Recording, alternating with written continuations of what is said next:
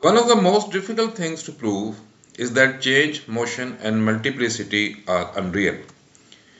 In the history of philosophy, Greek philosopher Zeno made the most famous attempt ever to accomplish this task. How far was he successful? We will see in a while. Zeno was born in Greek city-state of Elea about 489 BCE. He was a disciple of the philosopher Parmenides. Parmenides famously denied the reality of change and multiplicity. Being a devout disciple, Zeno set out to prove his master's thesis. He did this by arguing that notions of motion and multiplicity lead to absurd conclusions. We start with Zeno's arguments against motion. The first argument is that of a moving arrow. According to Zeno, at any point during its movement, the arrow must be at a particular place. Now, to occupy a particular place means being at rest rather than in motion. Thus, the moving arrow is always at rest, which is a contradiction. Thus, the notion of motion of movement, Zeno concludes, is absurd. The second argument is moving across the stadium. To walk across a stadium, you will have to walk along a line. Now, a line comprises infinite number of points. To walk past the stadium, you will have to travel infinite number of points, but you have to make this movement in finite time. Traveling infinite distance in finite time is impossible. So, according to Zeno, the very notion of movement or motion is an impossible notion. The third argument is a variant of the second argument, and it's called Achilles and the tortoise. Achilles was the most famous warrior and runner in ancient Greece, who was portrayed by Brad Pitt in the 2004 movie Troy. According to Zeno, suppose Achilles and tortoise run a race in which tortoise gets a head start and he is initially at point B.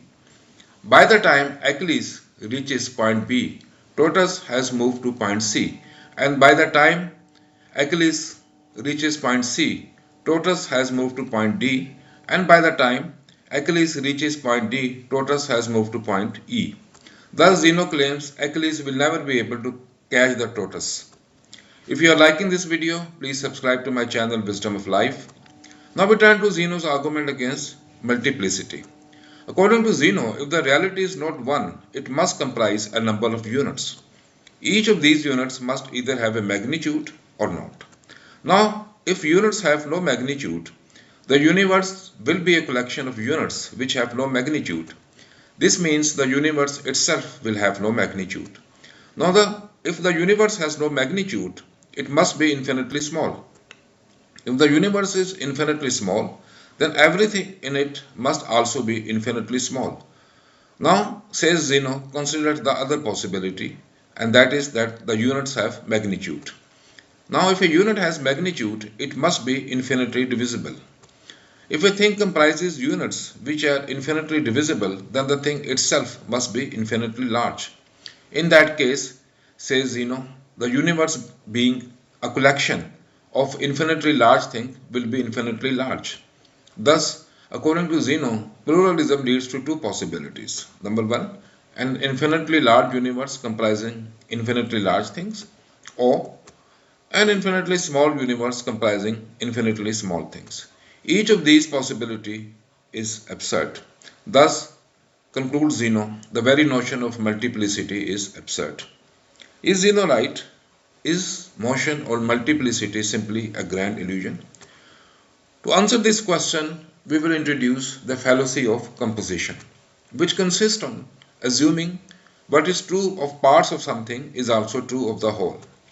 For example, we know that no human limb or organ in itself is capable of moving, but it doesn't mean that human beings are incapable of moving. Zeno also commits the fallacy of composition. Take the example of the moving arrow. At a given moment, the arrow may be at a particular place, but what is true of a unit or fraction of its movement may not be true of the whole movement of the arrow. Likewise, a thing may comprise infinitely small units, but it doesn't mean that the thing itself must also be infinitely small. Thus, the universe may comprise things which are not infinitely small. I trust you like this video. Please like, share and subscribe to my channel Wisdom of Life. Thanks for watching.